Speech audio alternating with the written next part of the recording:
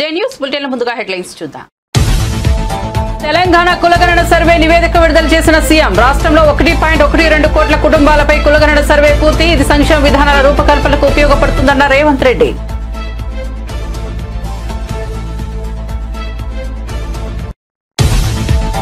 సభ వాయిదా వేయడంపై హరీష్ రావు ఆగ్రహం. 2 నిమిషాలకే వాయిదా వేయడమేంటని నిలదీత. మొన్న ప్రతిపక్షంలో ఉన్న ఈ రోజు పాలకపక్షంలో ఉన్న ప్రిపేర్ కాలేదని విమర్శ.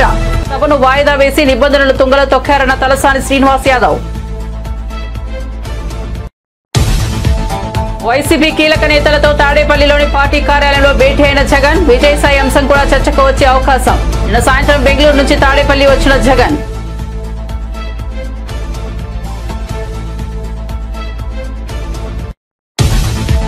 తీన్మార్ మల్లన్న ఆర్ కృష్ణయ్యపై కేఏ పాల్ సంచలన వ్యాఖ్యలు. బీసీలను మోసం చేస్తున్న తీన్మార్ మల్లన్న అన్న కేఏ పాల్. కృష్ణయ్యతో 80 కోట్లు ఖర్చు మీటింగ్ పెట్టి మన బడుగు బలహీన వర్గాలను మోసం చేస్తున్నారని వెల్లడి.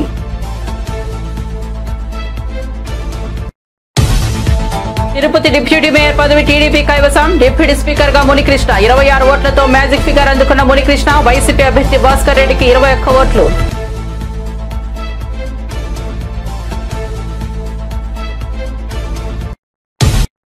ఇక వార్త వివరాల్లోకి వెళ్తే తెలంగాణలో సమగ్ర కులగణన సర్వే నివేదికను సీఎం రేవంత్ రెడ్డి అసెంబ్లీలో ప్రవేశపెట్టారు. ఫిబ్రవరి 2024లో ప్రారంభమైన ఈ సర్వేలో మొత్తం 1.12 కోట్ల కుటుంబాల డేటాను సేకరించారు. రాష్ట్రంలో ఎస్సీలు 17.43%, బీసీలు 46.25%, ఎస్టీలు 10.45%, ముస్లిం మైనార్టీలు 12.55% ఉన్నట్లు నివేదికలో వెల్లడైంది.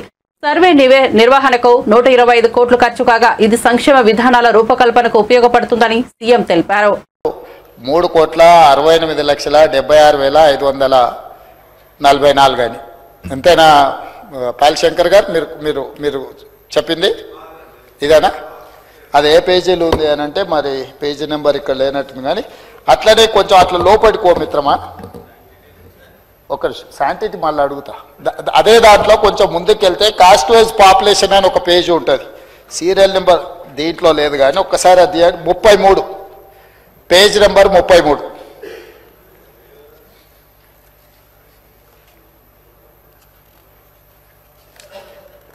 తీసినావా? పేజ్ నెంబర్ 33 ఒక్కసారి చదువు మిత్రమా. ఓసీలు ఎంత పర్సెంటేజ్ ఇచ్చిండ్రు?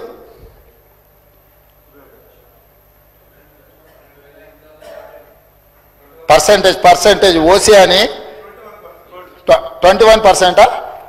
మరి ఇప్పుడు ఏదో ఓసీలది పెరిగింది బీసీలది తగ్గిందనో కదా అధ్యక్ష. ఈ అపోలో సంఘము ఇక్కడ ఒక నెంబర్ చెప్పి 33వ పేజీలో మా మిత్రుడు పాపం శంకర్ మంచోడే, కానీ మంచోడు కదా అని అనుకున్న వాళ్ళు ఏం చెప్తా అది వింటే ఏమవుతుంది అధ్యక్ష? 33వ పేజీలో క్యాస్ట్ వైజ్ సెన్సెస్ పాపులేషన్ ఇచ్చిన దాంట్లో బీసీలు వాళ్ళు ఇచ్చిన లెక్క 18,85,61,856. ఇది దీని ప్రకారం 51% బీసీలు అధ్యక్ష. దీని ప్రకారం ఓసీలు 78,12,858 అంటే 21% ఓసీలు అధ్యక్ష. అదేవిధంగా ఎస్సీలు 63,60,158 అధ్యక్ష, 18%. ఎస్టీలు 36,02,888 10% అధ్యక్ష. నేనిప్పుడు మిత్రుడు బీసీ నాయకుడు నేను అడుగుతున్నా అధ్యక్ష. నా లెక్కల ప్రకారము మా ప్రభుత్వం చేసి ఉత్తమ్ కుమార్ రెడ్డి గారు చేసిన లెక్కల ప్రకారము బీసీ జనాభా 56.33% అధ్యక్ష. 2014లో ఇంటెన్సివ్ హౌస్ హోల్డింగ్ సర్వే ప్రకారం బీసీలు 51% అధ్యక్ష. ఈరోజు బీసీలు పెరిగినరా తగ్గినరా అధ్యక్ష? ప్లస్ ఓసీలు వీళ్ళిక్కడ అధ్యక్ష, ఓసీలు వీళ్ళిక్కడ ఏం చూపించింది అధ్యక్ష? 21% చూపించింది అధ్యక్ష. కానీ అదే మా ఉత్తమ్ కుమార్ రెడ్డి గారు చేసిన సర్వేలా ఓసీల పర్సెంటేజ్ ఎంత చూపించింది అధ్యక్ష?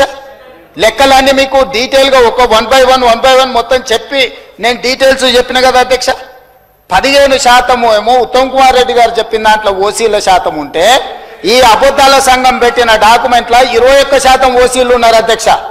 ఈరోజు మా మిత్రుడు 51% బీసీలు వాళ్ళు చూపిస్తే 56.33% ఈ ప్రభుత్వం బీసీల లెక్కలు చూపిస్తే బీసీలు పెరిగింది వాస్తవ పరిస్థితులను తీసుకొచ్చి కాంగ్రెస్ పార్టీ ప్రతిపక్షంలో ఉన్నప్పుడు సిద్ధంగా లేదని ఇప్పుడు అధికారంలోకి వచ్చినా ఇంకా సిద్ధం కాలేకపోతోందని BRS senior MLA Harish Rao విమర్శించారు.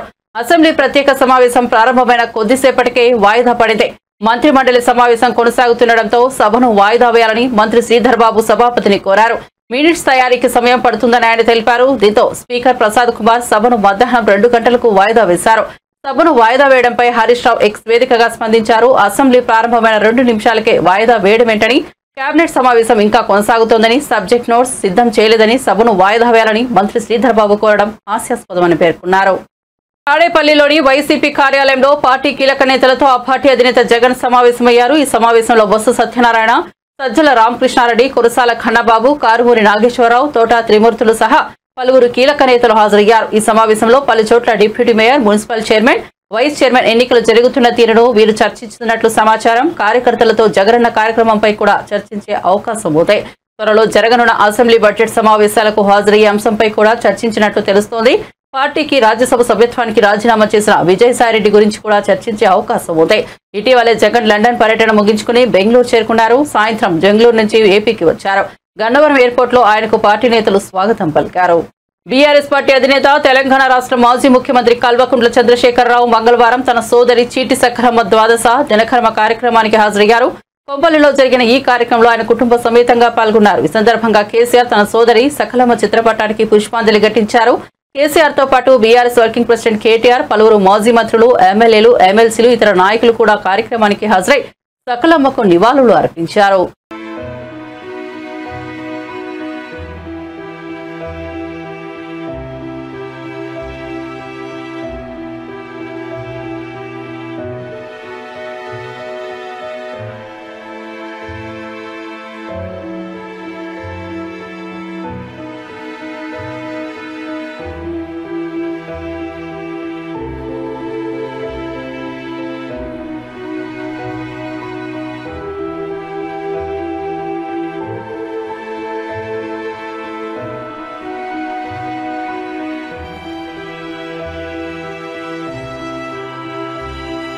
తెలంగాణ ప్రభుత్వం చేపట్టిన కులగణన దేశానికి రోల్ మోడల్ గా నిలుస్తుందని ప్రభుత్వ విప్ బీర్ల ఐలయ్య అన్నారు. ఈ సందర్భంగా ఆయన మాట్లాడుతూ కులగణన విజయవంతంగా పూర్తవడంతో బీఆర్ఎస్ పార్టీ అసహనం వ్యక్తం చేస్తోందని విమర్శించారు. గత ప్రభుత్వం రెవెన్యూ డివిజన్ ను శాస్త్రీయబద్ధంగా చేయలేని ప్రస్తుత ప్రభుత్వం కులగణను సమర్థవంతంగా నిర్వహించిందని తెలిపారు. తెలంగాణ ప్రభుత్వం, తెలంగాణ రాష్ట్రం ఏదైతే కులగణన చేపట్టిందో అది భారతదేశానికే రోల్ మోడల్గా ఇలా తెలంగాణలో గౌరవ ముఖ్యమంత్రి రేవంత్ రెడ్డి గారు 50 రోజులలో సుమారు 110 మంది అధికారులతోటి ఇలా కులగణన చేపట్టి విజయవంతం చేసుకొని దాని మీద కూడా ప్రతిపక్షాలు, విపక్షాలందరూ కూడా ఈ బీసీ కులగణన మీద చర్చించాలని చెప్పి ప్రత్యేక అసెంబ్లీ సమావేశం నిర్వహించి ఈరోజు చర్చల్లో పాల్గొనుంటే చర్చల్లో పాల్గొనలే దమ్ము ధైర్యం లేక ఏదో కుంటి సాగుతోటి అసెంబ్లీ వాయిదా వేసిరని చెప్పి ఇలా సన్నాయి నొక్కులు నొక్కుతున్నటువంటి హరీష్ రావు గారు, ముఖ్యంగా బీసీలను మోసం చేసినటువంటి బీసీ నాయకుడిగా చెప్పే గంగ్ల కమలాకర్ మీడియా ముందు నువ్వు బీసీల గురించి మాట్లాడే నైతిక విలువలు మీకు లేవు.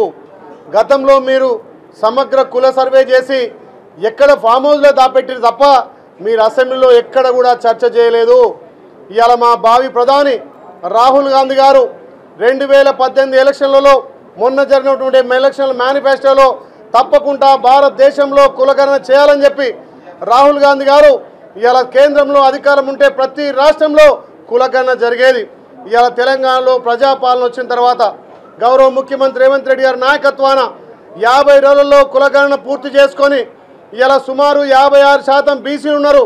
ఇవాళ ఈ కులగణన చేయడం వల్ల బీసీలకు పెద్దపీట వేసినట్టుగా ఇవాళ బీసీలకు మేమెంతో మాకంత వాటా దక్కే విధంగా ఇవాళ ఈ ప్రభుత్వం ప్రయత్నం చేస్తుంటే ఎక్కడ ముఖం చాటేసి కులగణన చేయలేని దమ్ము ధైర్యం లేక మీరున్నటువంటి 10 ఏళ్లలో ఇవాళ బీసీ కులాల కాదు ఎస్టీ ఎస్సీ అన్ని వర్గాల కులాలకు కూడా రాజకీయంగా విద్యా ఉపాధి పరంగా మీరు అనగదొక్కితే ఇవాళ మా ప్రభుత్వం వచ్చి కులగణన చేస్తే దాన్ని జీర్ణించుకోలేక ఇవాళ సన్నాయి నొక్కులు నక్కుతున్నారు.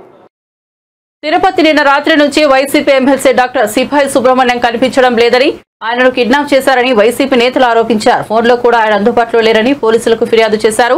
ఈ నేపథ్యంలో ఎమ్మెల్సీ సుబ్రహ్మణ్యం స్పందించారు. తనను ఎవరూ కిడ్నాప్ చేయలేదని చెప్పారు. అనారోగ్యం కారణంగా తాను ఆసుపత్రిలో చేరానని, తనను కిడ్నాప్ చేశారంటూ వదంతులను సృష్టించవద్దని కోరారు. కొంచెం అనారోగ్య కారణం వల్ల నేను హాస్పిటల్ అడ్మిట్ అవ్వడం జరిగింది. నేను బాగానే ఉన్నాను. ఇందులో ఎవరు కంగారు పడాల్సిన పని లేదు. మీడియా మిత్రులు కానీ అధికారులు కానీ నేను కంగారు పడాల్సిన పని లేదు. నేను డాక్టర్ డిశ్చార్జ్ చెప్పగా నేను తిరుపతికి రావడం జరుగుతుంది. ఇందులో కిడ్నాప్లు అలాంటి ఏమి ఇందులో లేదు. ఎవరు కంగారు పడాల్సిన పని లేదు. ఇందులో ఎలాంటి పుకార్లు కానీ ఎవరు నమ్మాల్సిన పని లేదు. నేను బాగానే ఉన్నాను. డిశ్చార్జ్ చెప్పగానే డాక్టర్లు నేను తిరుపతికి రావడం జరుగుతుంది. ఎలాంటి పుకార్లు నమ్మొద్దండి. నాకు ఎలాంటి భయపడాల్సిన ఆందోళన అవసరం ఏం లేదు. స్టార్ పవన్ కళ్యాణ్ షర్మిల లాగా కొత్తగా తీర్మార్ మల్లన్న అని చిన్నోడు వచ్చాడని ప్రజాశాంతి పార్టీ అధ్యక్షుడు కేఏ పాల్ సంచలన వ్యాఖ్యలు చేశారు. తాజాగా ఆయన మీడియాతో మాట్లాడారు. నేను బీసీని అనే ఆర్కెస్ట్రాతో మన బడుగు బలహీన వర్గాలను మోసం చేస్తున్నాడు. బీసీలను నేను ఉన్నాను. నేను చిరంజీవిలాగా కాంగ్రెస్ పార్టీకి, పవన్ కళ్యాణ్ లాగా బీజేపీకి అమ్ముడుపోనని కేఏ పాల్ పేర్కొన్నారు. తెలంగాణ, ఆంధ్రప్రదేశ్ రాష్ట్రాల్లో ప్యాకేజీ స్టార్ల మాదిరిగా చిన్నోడు తీర్మార్ మల్లన్న బీసీ నేత ఆర్ కృష్ణయ్యతో 80 కోట్లు ఖర్చు చేసి నిన్న మీటింగ్ పెట్టి మన బడుగు బలహీన వర్గాలను మోసం చేస్తున్నారని పేర్కొన్నారు. ఆర్ కృష్ణయ్య మేం బిచ్చగాళ్ళమా అని అడిగారు. చంద్రబాబుతో బిచ్చం అడిగే జగన్తో బిచ్చం అడిగాడు. కేసీఆర్ ని బిచ్చం అడిగాడు. ఇప్పుడు బీజేపీని బిచ్చం అడిగి బీసీని తాకట్టు పెట్టాడు. ఆర్ కృష్ణయ్య శిష్యుడే తీర్మార్ మల్లన్న అని సంచలన వ్యాఖ్యలు చేశారు కేఏ పాల్.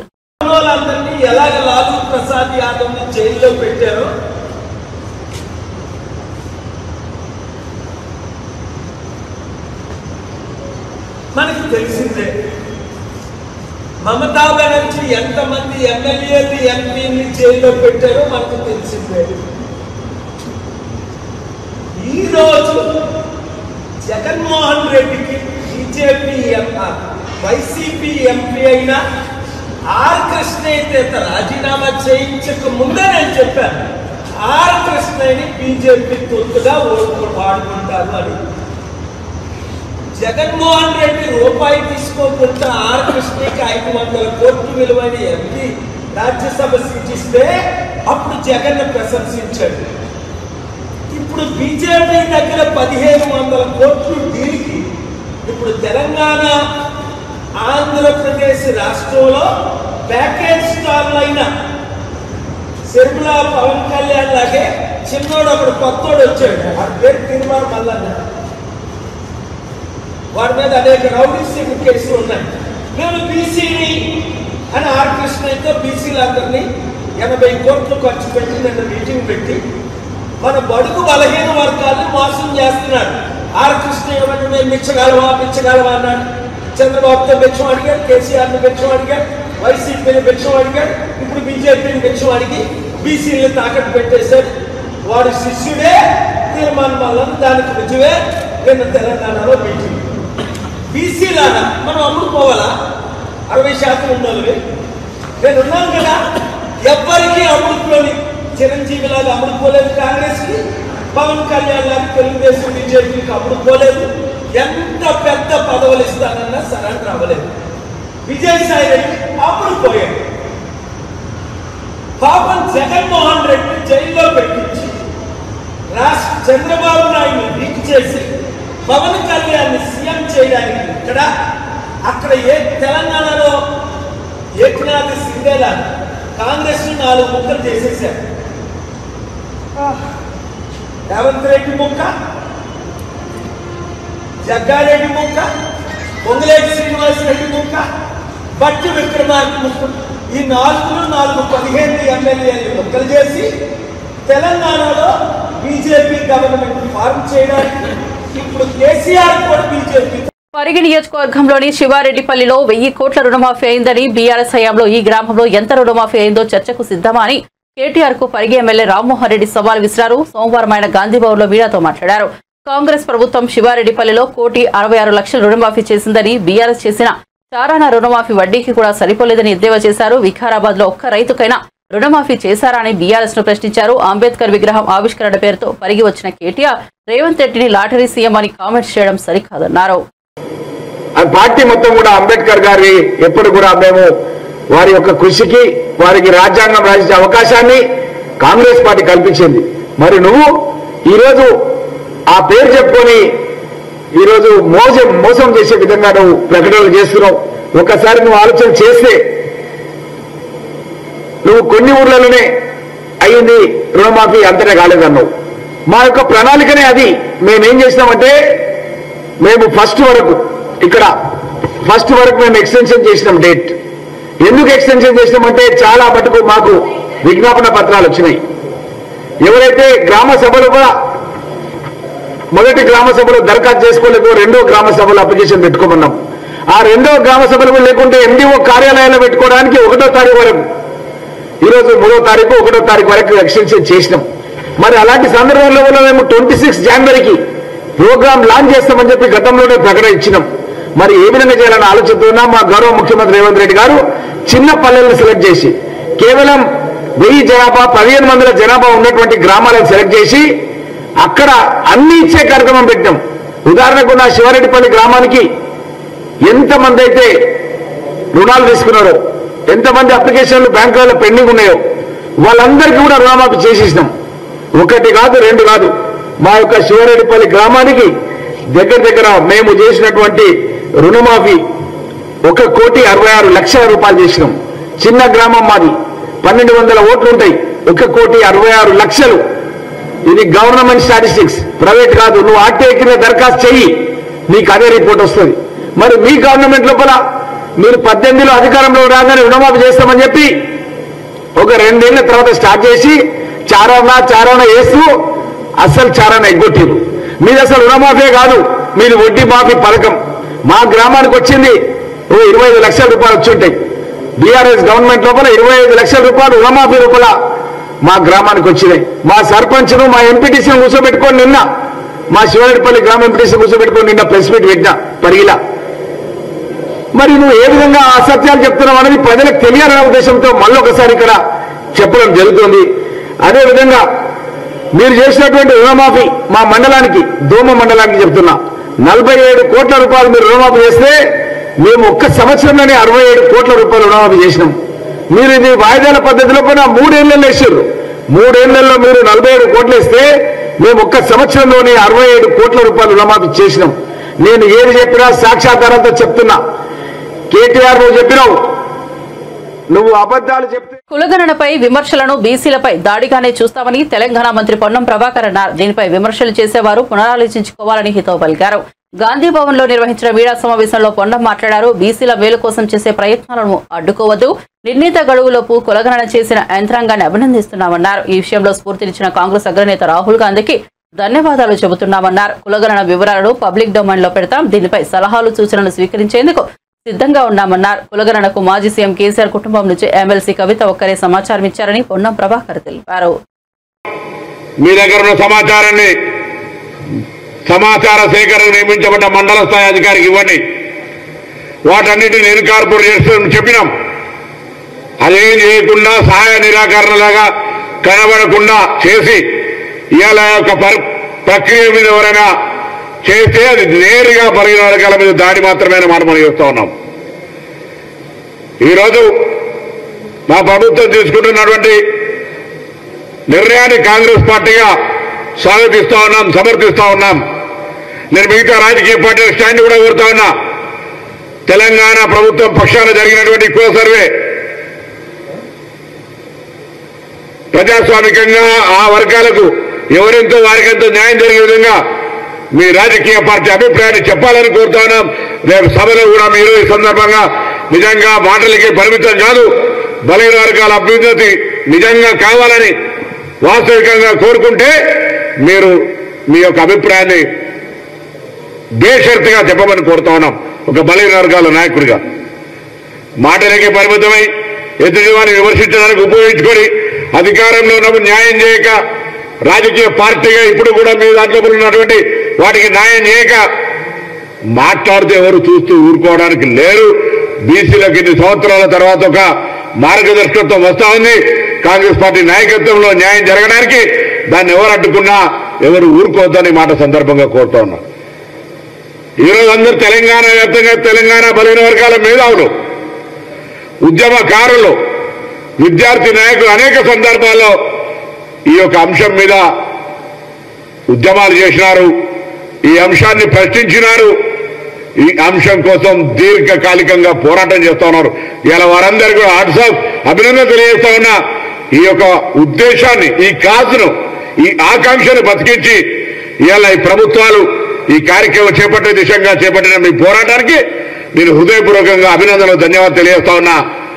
ఇదే కంటిన్యూషన్ గా భవిష్యత్తులో పూర్తిగా మన చివరి అభ్యర్థి దాకా, చివరి వ్యక్తి దాకా ప్రభుత్వ ఫలితాలు అందేదాకా కూడా మన కార్యాచరణ కొనసాగాలని కూడా కోరుతా ఉన్నా. లేదో ఆ రాజకీయ పార్టీ ఈ రాజకీయ పార్టీని కాదు, వాస్తవంగా చిత్తశుద్ధిగా కాంగ్రెస్ పార్టీ బలహీన వర్గాలకు ఏ విధంగా న్యాయం చేయాలనే సంకల్పంతో ఉందో ఆ సంకల్పం క్షేత్రస్థాయికి పోవడానికి ఏదైనా అడ్డం పడే శక్తులుంటే వారిని ఎదుర్కొని వారికి ధీటుగా మీరంతా కూడా కార్యనిర్వాహక క్షేత్రంలో ఈ కార్యక్రమం క్షేత్రస్థాయి దాకా పోవడానికి సహకరించాలని కోరుతా ఉన్నాం.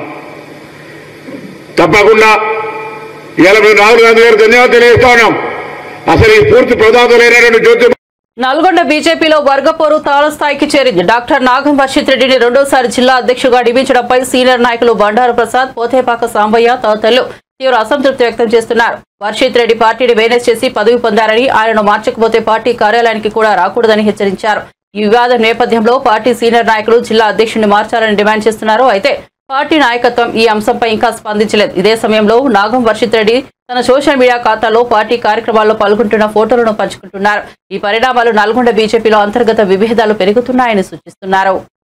ప్రతి మండలం పోయి, ప్రతి బూత్లో పోయి సభ్యత్వం అప్పుడు రెండోసారి క్రియాశీల సభ్యత్వం ఉంటేనే ఈసారి మండల అధ్యక్షులుగా మీకు అవకాశం ఉంటుంది, మండల కమిటీల, జిల్లా కమిటీల అవకాశం ఉంటుందని చెప్పడం జరిగింది. కేంద్ర పార్టీ సూచన మేరకే ఆ విధంగా అందడం చెప్పడం జరిగింది. కానీ నల్లగొండ జిల్లా అధ్యక్షుడి నియామకం మీ అందరికీ కూడా తెలుసు. అతను ఎప్పటి నుంచి వచ్చాడో, అతను వచ్చినా కూడా ఎప్పుడు కూడా సాధారణ సభ్యత్వం లేదు. ఈసారి ఆయనకు సాధారణ సభ్యత్వం, ఇంకా క్రియాశీల సభ్యత్వం ఎవరికి కూడా ఈసారి రాలేదు. అందరి అర్హత సాధించి అప్లై చేసుకోవడం జరిగింది. ఇదొకటి. 2 సార్లు క్రియాశీల సభ్యత్వం ఉంటేనే ఈ యొక్క బాధ్యత ఇవ్వాలని స్పష్టంగా కేంద్ర పార్టీ చెప్పినా కూడా రాష్ట్ర పార్టీ నాయకులందరినీ మోసం చేసి, మేనేజ్ చేసి ఈ యొక్క పదవి తెచ్చుకోవడాన్ని కార్యకర్తలందరూ కూడా జీవించలేకుంటున్నారు.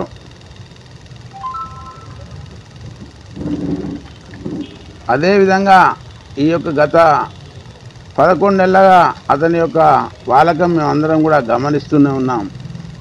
పేమెంట్ వర్కర్లను పెట్టుకుని నిజమైన కార్యకర్తలను అవమానపరిచే విధంగా అతని యొక్క కార్యక్రమాలు ఉన్నాయి. గారడి మాటలు, నిత్యం అబద్ధాలు మీ అందరికీ కూడా తెలుసు. ప్రెస్ వాళ్ళకు కూడా ఏ విధంగా చెప్తాడు, నాయకులకు ఏ విధంగా చెప్తాడు, కార్యకర్తలకు ఏ విధంగా చెప్తాడు. అన్ని హంబక్ మాటలు, చేతలు ఏముండవు.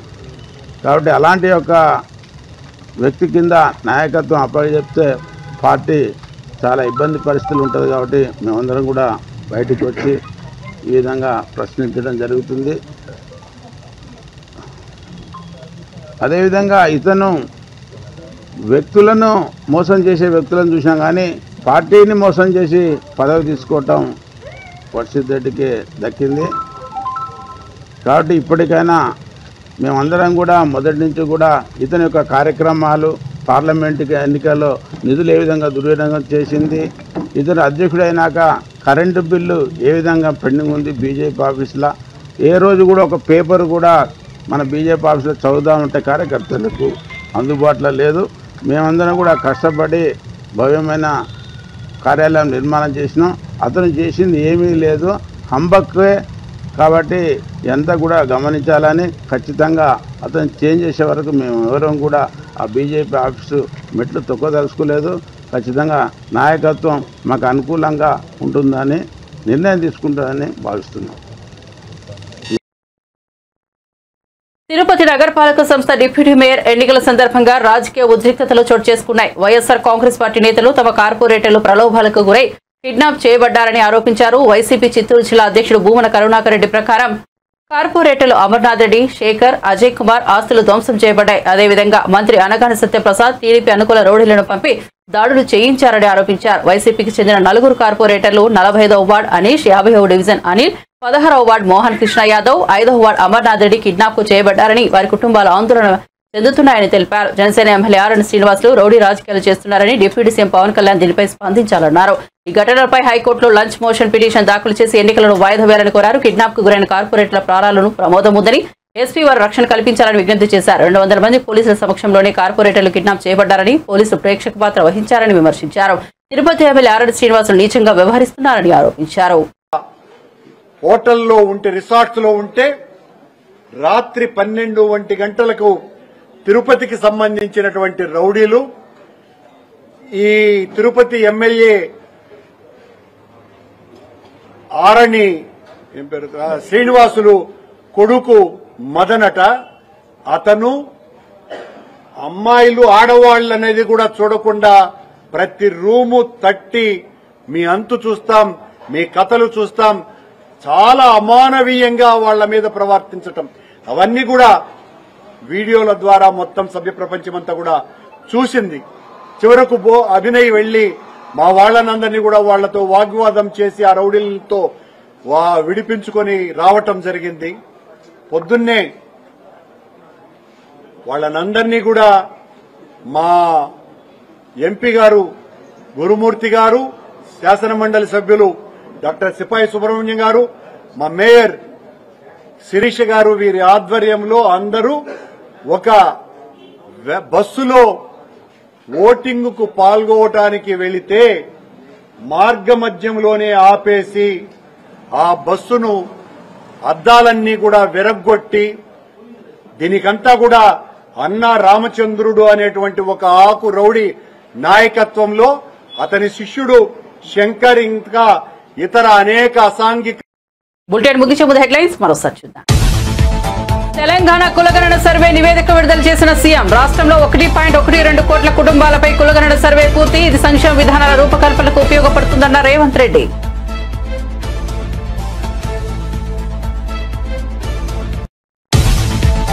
సభ వాయిదా వేయడంపై హరీష్ రావు ఆగ్రహం. 2 నిమిషాలకే వాయిదా వేయడమేంటని నిలదీత. మొన్న ప్రతిపక్షంలో ఉన్న, ఈ రోజు పాలక పక్షంలో ఉన్న, ప్రిపేర్ కాలేదని విమర్శ. సభను వాయిదా వేసి నిబంధనలు తుంగలో తొక్కారన్న తలసాని శ్రీనివాస్ యాదవ్. వైసీపీ కీలక నేతలతో తాడేపల్లిలోని పార్టీ కార్యాలయంలో భేటీ అయిన జగన్. విజయసాయి అంశం కూడా చర్చకు వచ్చే అవకాశం. నిన్న సాయంత్రం బెంగళూరు నుంచి తాడేపల్లి వచ్చిన జగన్.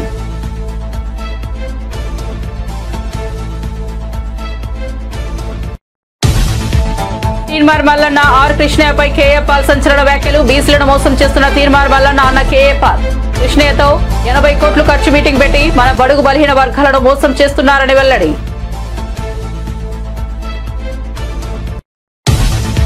తిరుపతి డిప్యూటీ మేయర్ పదవి టీడీపీ కైవసం. డిప్యూటీ స్పీకర్ గా మునికృష్ణ. 26 ఓట్లతో మ్యాజిక్ ఫిగర్ అందుకున్న మునికృష్ణ. వైసీపీ అభ్యర్థి భాస్కర్ రెడ్డికి 21 ఓట్లు.